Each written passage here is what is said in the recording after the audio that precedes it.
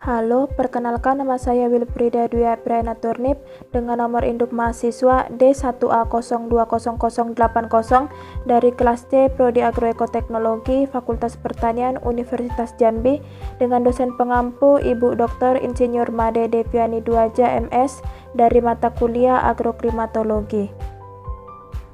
Di sini saya akan membahas badai siklon yang pernah terjadi di Indonesia.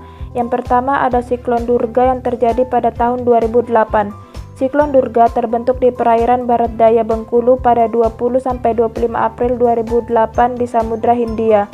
Ini adalah siklon tropis pertama yang dicatatkan TCWC BMKG Jakarta semenjak mulai resmi beroperasi pada tanggal 24 Maret 2008. Yang kedua ada siklon Anggrek yang terjadi pada tahun 2010. Siklon tropis Anggrek terjadi pada November 2010 dan berpengaruh terhadap wilayah di Kepulauan Mentawai, Bengkulu, serta pesisir Sumatera Barat dan Lampung. Pusat siklon ini terjadi di Samudra Hindia sekitar perairan Sumatera Selatan. Yang ketiga ada siklon Bakung yang terjadi pada tahun 2014. Siklon tropis Bakung mulai terjadi di perairan barat daya Sumatera pada 11 Desember 2014. Siklon Bakung bertahan selama 3 hari, yaitu pada 11-13 Desember 2014 dengan arah pergerakan berlawanan jarum jam karena berada di belahan bumi bagian selatan. Yang keempat ada siklon Cempaka yang terjadi pada tahun 2017. Siklon Cempaka terbentuk di perairan selatan Jawa dengan arah pergerakan sekitar selatan Jawa. Siklon ini mempengaruhi perubahan tinggi gelombang di perairan pesisir selatan Jawa mencapai kisaran 2-3 meter dengan kecepatan angin maksimum siklon Cempaka mencapai 35 knot. Siklon tropis Cempaka terbentuk di perairan selatan Jawa pada 21 November 2017 bertahan selama 9 hari. Saat terbentuk, ekor dari siklon Cempaka ini sampai ke wilayah daratan dan membuat cuaca ekstrim di selatan Jawa Tengah dan Jawa Timur serta Yogyakarta. Yang kelima ada siklon Dahlia yang terjadi pada tahun 2017. Siklon tropis Cempaka melemah dan menjauhi Indonesia, tetapi siklon baru bernama Dahlia lahir. Siklon Dahlia terbentuk pada 26 November 2017 di perairan selatan Bengkulu dan bertahan selama 9 hari. Kecepatan angin siklon Dahlia mencapai 50 knot dengan pergerakan siklon bergerak menuju perairan selatan Jawa, kemudian melemah ke selatan menjauhi Indonesia. Perubahan tinggi gelombang di perairan pesisir selatan Jawa mencapai kisaran 3-5 meter saat terbentuk siklon Dahlia di selatan Bengkulu dengan arah pergerakan menuju perairan selatan Jawa. Yang keenam ada siklon Flamboyan yang terjadi pada tahun 2018. BMKG mencatat siklon tropis Flamboyan ini lahir di wilayah Samudra Hindia, barat daya Sumatera sekitar 1345 km barat daya Pulau Enggano atau 1410 km barat daya Bengkulu pada 28 April 2018. Kecepatan angin maksimum saat siklon ini terbentuk mencapai 65 km per jam atau 35 knot. Siklon tropis Flamboyan ini memberikan dampak pada peningkatan tinggi gelombang 1,25 sampai 2,5 meter di perairan Bengkulu hingga barat Lampung, Selat Sunda bagian selatan, dan perairan Enggano. Bahkan gelombang laut dengan tinggi 2,5 sampai 4,0 di wilayah perairan selatan Jawa, Samudra Hindia, barat Lampung hingga selatan Jawa. Yang ketujuh ada siklon Kenanga yang terjadi pada tahun 2018. Siklon tropis Kenanga telah melanda wilayah Indonesia, tepatnya sekitar 1.400 km dari Bengkulu, barat daya Pulau Sumatera pada 17-19 Desember 2018. Kecepatan angin maksimum siklon ini mencapai 40 knot atau 75 km per jam. Siklon Kenanga ini memberikan dampak tidak langsung berupa peningkatan kecepatan angin sebagian wilayah pesisir Sumatera termasuk pesisir Lampung. Yang kedelapan ada siklon Lili yang terjadi pada tahun 2019. Bibit siklon Lili ini tumbuh menjadi siklon tropis pada 9 Mei 2019. Saat terbentuk, kecepatan angin maksimum mencapai 35 knots atau 65 km per jam. Siklon Lili berpusat di sekitar perairan Laut Timur atau selatan perairan Laut Banda. Banjir dan cuaca ekstrim berupa angin kencang telah melanda beberapa daerah di Kabupaten Maluku Barat Daya saat siklon ini terjadi. Yang kesembilan ada siklon Mangga yang terjadi pada tahun 2020. BMKG melalui Tropical Cyclone Warning Center atau TCWC Jakarta mendeteksi lahirnya siklon tropis Mangga di Samudra Hindia sebelah barat daya Bengkulu pada 21 Mei 2020 pukul 19 WIB. Keberadaan siklon tropis Mangga ini sempat mengakibatkan pertumbuhan awan hujan di beberapa wilayah, antara lain di wilayah Sumatera Barat, Bengkulu, Lampung, Jawa Timur, Bali, Nusa Tenggara Barat, Kalimantan Selatan, dan Kalimantan Timur. Yang ke-10 ada siklon Seroja yang terjadi pada tahun 2021. Bibit siklon ini telah berhasil dideteksi BMKG sejak 2 April 2021 sebagai bibit siklon tropis 99S. Siklon tropis yang kemudian dinamai Seroja ini tumbuh di wilayah Laut Sawu atau di sisi barat daya Pulau Timur atau sisi utara barat Pulau Rote, Nusa Tenggara Timur. Siklon tropis Seroja ini tidak wajar. Pasalnya siklon tropis Seroja ini masuk ke wilayah daratan sehingga memberikan efek dampak yang luar biasa. Padahal, lazimnya siklon tropis terjadi di wilayah perairan laut dan tak sampai ke daratan. Di awal pembentukannya, kecepatan pusaran siklon ini mencapai 85 km per jam. Kepala BMKG Dwi Korita Karnawari menyebutkan bahwa kejadian ini seperti siklon Seroja ini, siklon yang masuk ke daratan baru pertama kali terjadi di Indonesia. Selanjutnya saya akan membahas badai siklon yang dahsyat di dunia. Yang pertama ada badai Katrina, salah satu badai mengerikan yang terjadi di Amerika Serikat. Badai Katrina menghantam Kepulauan Karibia dan negara bagian Florida, Amerika Serikat pada 23 Agustus hingga 30 Agustus 2005. Kategori badai ini berada pada level 5 dan kecepatan anginnya mencapai 280 km per jam. Menurut informasi, akibat badai ini sebanyak 1.836 tewas dan menyebabkan ribuan rumah warga hancur dan terendam dengan nilai kerugian sebesar 81,2 miliar US dollar. Yang kedua ada topan durian atau badai reming. Angin topan yang melanda negara Asia Tenggara, Filipina pada bulan November 2006 dan meluluh lantakan wilayah yang terkena dampak dari topan ini. Dengan kecepatan anginnya hingga 150 km per jam, topan ini masuk level 4, yang menyebabkan kurang lebih sebanyak 1.500 orang tewas dan puluhan ribu warga kehilangan tempat tinggal. Yang ketiga ada topan Fengshen. Angin topan disertai banjir dan longsor yang menerjang wilayah Filipina Selatan ini terjadi bulan Juni 2008, berada pada level 3 dengan kekuatan angin hingga 204 km per jam. Badai ini diperkirakan memakan korban jiwa sebanyak 1.300 orang. Yang keempat ada badai Sandy. Siklon tropis yang melanda negara Amerika Serikat bagian timur ini terjadi pada Oktober 2012, berada pada level 2 dengan kecepatan angin 185 km per jam dan korban tewasnya mencapai kurang lebih 130 jiwa. Yang kelima ada topan Haiyan atau badai Yolanda. Salah satu badai siklon tropis yang menghantam Filipina, Vietnam, dan Cina Selatan pada November 2013. Diperkirakan sekitar 10.000 orang meninggal dan memaksa puluhan ribu warga lainnya harus dievakuasi. Kecepatan anginnya mencapai 315 km per jam. Badai ini berada pada level 5 atau topan terkuat. Yang keenam ada badai Lion Rock. Terjadi pada Agustus 2016, badai topan ini menerjang hampir semua wilayah negara Jepang dan Korea Utara. Badai yang masuk level 4 dengan kecepatan angin mencapai 222 km per jam ini mengakibatkan korban tewas mencapai 550 orang dan ribuan warga mengungsi. Yang ketujuh ada badai Lan. Badai topan yang kembali menerjang Jepang pada Oktober 2017 lalu ini memiliki kecepatan angin hingga 250 km per jam. 8 orang dikabarkan tewas atas badai dahsyat ini. Selanjutnya saya akan membahas proses terjadinya tsunami. Proses terjadinya tsunami dipicu oleh pergerakan secara vertikal pada lempeng yang berupa patahan. Patahan itu kemudian menyebabkan dasar laut naik yang dinamakan gempa bumi, sehingga akhirnya menyebabkan gelombang tsunami yang bergerak menuju pantai.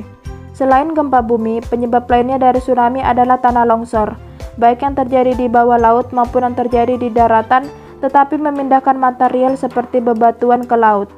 Penyebab tsunami lainnya adalah aktivitas vulkanik, terutama dari gunung berapi yang berada di dekat atau di bawah laut.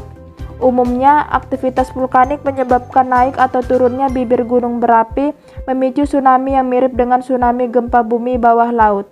Selanjutnya, proses terjadinya siklon tropis. Siklon tropis tumbuh di perairan sekitar wilayah tropis yang memiliki suhu permukaan laut hangat. Pada awal tahap pembentukannya, suhu permukaan laut yang hangat akan menyebabkan sistem tekanan rendah di wilayah tersebut. Akibatnya terbentuklah kumpulan-kumpulan awan konvektif atau awan cumulonimbus.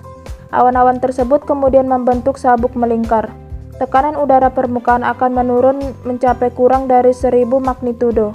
Sementara itu, kecepatan angin maksimum akan meningkat hingga mencapai lebih dari 60 km per jam. Pada tahap selanjutnya, bentuk siklon tropis cenderung lebih stabil. Di pusat siklon, terbentuk suatu wilayah dengan kecepatan angin yang relatif rendah dan tanpa awan. Wilayah ini disebut mata siklon. Mata siklon dikelilingi dengan dinding berbentuk cincin yang dapat mencapai ketebalan hingga 16 km. Di wilayah ini juga terdapat kecepatan angin tertinggi dan curah hujan terbesar. Selanjutnya, mengapa siklon seroja terjadi di laut? Beberapa faktor yang mengakibatkan terbentuknya bibit siklon seroja yaitu karena suhu muka laut yang semakin hangat di wilayah Samudra Hindia mencapai lebih dari 26,5 hingga 29 derajat Celcius atau melebihi rata-rata. Kemudian suhu udara di lapisan atmosfer menengah pada 500 milibar juga semakin hangat lebih dari 7 derajat Celcius. Dua hal tersebut meningkatkan kelembapan udara dan juga mengakibatkan naiknya tekanan udara. Akibatnya terjadi aliran angin karena sifatnya siklonik. Artinya ada pusat yang kemudian dikelilingi oleh suhu udara yang lebih dingin, maka terjadilah aliran massa udara atau angin yang sifatnya siklonik. Siklon tropis sendiri memberikan dampak berupa potensi hujan dengan intensitas sedang hingga lebat disertai kilat atau petir serta angin kencang. Selain itu memberikan dampak pula pada gelombang laut yang tinggi. Siklon seroja berada di posisi Laut Sawu sebelah barat daya Pulau Timur atau sekitar 75 km sebelah timur Laut Sabu. Adapun siklon tersebut mengalami pergerakan sistem ke arah barat-barat daya menuju Samudra Hindia menjauhi wilayah Indonesia dengan kecepatan gerak sistem 3 knots atau 6 km per jam. Kecepatan angin maksimum ini di sekitar sistemnya mencapai 40 knots atau 75 km per jam dengan tekanan di pusat sistemnya mencapai 991 hektopascal. Selanjutnya, hubungan tsunami dengan hujan. Gelombang pasang atau badai adalah gelombang tinggi yang ditimbulkan karena efek terjadinya siklon tropis di sekitar wilayah Indonesia dan berpotensi kuat menimbulkan bencana alam. Indonesia bukan daerah lintasan siklon tropis, tetapi keberadaan siklon tropis akan memberikan pengaruh kuat terjadinya angin kencang, gelombang tinggi disertai hujan deras. Badan Meteorologi, Klimatologi, dan Geofisika atau BMKG memastikan fenomena awan arkus atau yang biasa disebut awan tsunami tidak ada kaitannya dengan bencana tsunami akibat gempa. Karena tsunami adalah fenomena kebumian, sedangkan awan arkus adalah fenomena atmosfer atau cuaca. Selanjutnya, hujan yang dapat menyebabkan tsunami. Dosen Fakultas Geografi Universitas Gadjah Mada mengatakan fenomena awan arkus merupakan hal lazim, tetapi jarang terjadi atau fenomena langka. Meskipun awan arkus tidak berbahaya, tetapi memiliki potensi menimbulkan hujan deras yang disertai dengan petir atau kilat dan angin kencang. Awan tsunami merupakan istilah populer yang digunakan masyarakat untuk menyebut fenomena awan arkus, dikarenakan bentuknya yang menyerupai gulungan gelombang tsunami. Fenomena ini dapat menyebabkan hujan dan angin kencang. Namun, fenomena atmosfer awan arkus ini tidak ada kaitannya dengan fenomena kebumian seperti gempa bumi, tsunami. Selanjutnya, pengaruh rumah kaca terhadap pemanasan bumi sehingga terjadi peningkatan air laut. Adanya efek rumah kaca membuat suhu rata-rata di bumi sekitar 33 derajat Celcius. Naiknya gas rumah kaca berakibat akan menaikkan efek rumah kaca. Peristiwa naiknya intensitas efek rumah kaca ini disebut pemanasan global. Pemanasan global adalah suatu fenomena global yang dipicu oleh kegiatan manusia, terutama yang berkaitan dengan penggunaan bahan fosil dan kegiatan alih guna lahan. Kegiatan ini menghasilkan gas-gas yang semakin lama semakin banyak jumlahnya di atmosfer, terutama gas karbon dioksida melalui proses yang disebut efek rumah kaca. Efek rumah kaca atau greenhouse effect adalah sebuah istilah yang cukup erat kaitannya dengan pemanasan global. Disebut dengan efek rumah kaca karena adanya peningkatan suhu bumi akibat suhu panas yang terjebak di dalam atmosfer bumi. Salah satu contoh dampak yang ditimbulkan dari pemanasan global adalah mencairnya gletser dan es di kutub. Hal ini akan mengakibatkan naiknya permukaan air laut dan membuat sebagian daerah terendam air laut. Selanjutnya, hubungan es di kutub yang mencair dengan terjadinya tsunami. Ancaman tsunami bisa terjadi akibat mencairnya es di kutub bumi. Bahkan, bencana tsunami tersebut bisa dalam skala besar. Pemanasan global dan perubahan iklim kian mengkhawatirkan sebab berkontribusi besar terhadap mencairnya lapisan-lapisan es di kutub bumi. Peristiwa yang terjadi di Alaska pada tahun 1958 pernah disamakan oleh saksi mata dengan ledakan bom atom. Peristiwa itu sering dianggap sebagai gelombang tsunami tertinggi di zaman modern dengan ketinggian mencapai maksimum 524 meter. Kerusakan lereng yang jauh lebih baru tercatat pernah terjadi pada tahun 2015 di Taan Fjord di sebelah timur yang menghasilkan tsunami setinggi 193 meter. Selanjutnya, pengaruh gelombang panjang dan pendek dengan tsunami. Gelombang tsunami memiliki kekuatan yang sangat besar dan bergerak ke segala arah hingga mencapai ribuan kilometer. Gelombang tsunami bersifat memusnahkan karena memiliki panjang gelombang mencapai 120 km dengan kecepatan 600-700 km per jam. Namun saat mendekati daratan atau pantai, kecepatan gelombang menjadi berkurang hanya sekitar 35 km per jam hingga 50 km per jam. Pada permukaan laut, tingginya hanya sekitar 10-12 meter, tetapi saat akan mendekati pantai, tingginya berubah menjadi 20 meter. Sifat gelombang yang tinggi inilah yang menghancurkan banyak benda di sekitarnya. Selanjutnya, perbedaan laut, lautan, dan samudra. Laut adalah kumpulan air asin dalam jumlah banyak dan menghubungkan daratan dengan daratan. Sedangkan lautan adalah laut yang ukurannya sangat luas, yang merupakan himpunan dari air asin yang sifatnya sambung-menyambung meliputi suatu permukaan bumi. Sedangkan samudra adalah lautan yang luas yang mempunyai massa asin yang saling terhubung atau sambung-menyambung, yaitu permukaan bumi dan dibatasi oleh benua maupun kepulauan-kepulauan yang besar. Selanjutnya, proses perubahan siklon ke daratan. Tsunami sering digambarkan secara ikonik sebagai dinding air raksasa yang bergerak menghantam daratan seperti ombak yang ditunggangi peselancar. Fenomena ini memang terjadi, tetapi hanya pada tsunami-tsunami yang sangat besar seperti pada tsunami Samudra Hindia pada tahun 2004. Pada sebagian besar kasus, tsunami tidak menyebabkan dinding air raksasa, tetapi terjadi dengan naiknya permukaan laut secara tiba-tiba. Air dapat naik dan surut selama berjam-jam sesuai bukit dan lembah gelombang. Tsunami yang mencapai daratan bukan hanya sebuah gelombang, tetapi terdiri dari rangkaian gelombang yang memiliki amplitude dan frekuensi berbeda dan dapat saling memperkuat. Saat ini tidak mungkin memperkirakan jumlah puncak besar yang ada dalam suatu tsunami atau puncak mana yang paling berbahaya. Karena itu, daerah pantai masih dianggap berbahaya walaupun beberapa gelombang besar telah lewat. Tsunami yang mencapai daratan dapat menyebabkan kenaikan permukaan air hingga 15-30 meter. Banjir yang dihasilkan dapat bergerak cepat hingga 90 km per jam dan menjangkau hingga beberapa kilometer dari pantai. Aliran air ini mampu menghancurkan bangunan dan tanaman, menghanyutkan kendaraan atau benda-benda bergerak lainnya.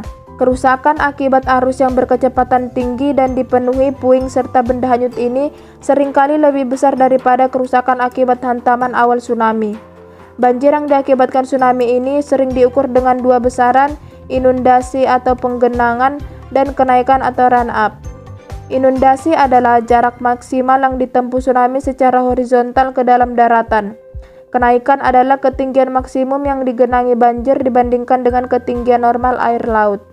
Saat banjir tsunami mulai surut, arus balik air ke laut juga dapat menimbulkan kerusakan besar. Air dapat mengalir dengan cepat dan bergejolak, menyebabkan erosi dan merusak pondasi bangunan. Air dapat bergerak bolak-balik hingga beberapa hari. Demikianlah yang dapat saya sampaikan. Jika ada kesalahan, mohon maaf dan mohon dikoreksi. Sekian dan terima kasih.